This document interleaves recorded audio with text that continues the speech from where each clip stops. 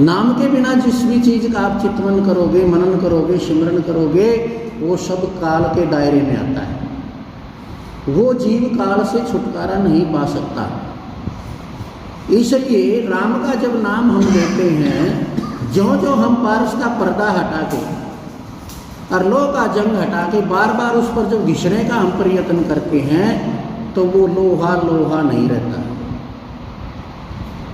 बाकी भक्त में और संसारी में फर्क क्या है?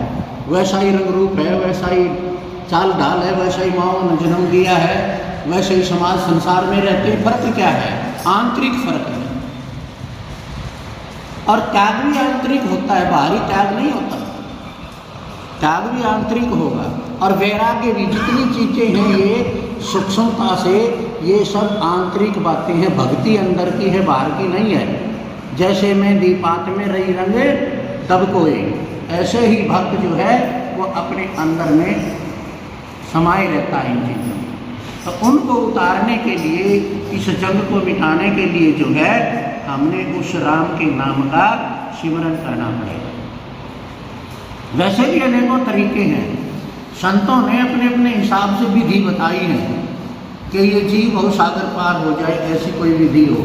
नौका से भी पार हो सकता है, लकड़ से भी पार हो सकता है, बेड़ा से भी पार हो सकता है, और जहाज से भी पार हो सकता है। और जो हिम्मतवान हो तो वो तैर के भी पार कर लेता है, ऐसे है। तो जैसी विधि, ये जितने भी कॉन्सेंट्रेशन करने के जितने भी संतों ने तरीके बताए हैं, कहते हैं ना कि हम किसी भी गुरु की शरण में चले जाते हैं तो वो गुरु नाम उपदेश दे देता है। कोई ऐसी विधि, मतलब विधि बताता है वो कि इस विधि से इसका मन जो है वो कॉन्सेंट्रेशन हो जाए, यानी एकाग्र हो जाए, मन टिक जाए। जब तक पानी में थर्राहट है ना, चेहरा नजर नहीं आता। जब तक मन में भी थर्राहट है, डगमगाहट है, हिलाहट डुगाहट है, तब तक जो है उस परम पिता का हम आभास तक नहीं कर सकते।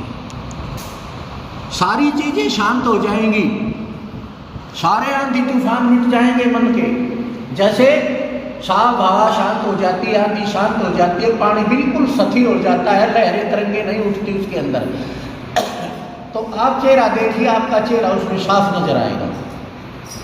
इसी प्रकार सत्य पुरुष की आरसी, उस शाश्वत की, उस परमात्मा की, उस गॉड की, सत्य पुरुष की आरसी संतन की दे, और लख्या जो चाहे अलख को, तो इन्हीं में लख ले। परमात्मा कभी जुदा था भी नहीं और जुदा होता भी नहीं है कभी परमात्मा इंसान से, लेकिन इंसान जुदा हो जाता है उससे।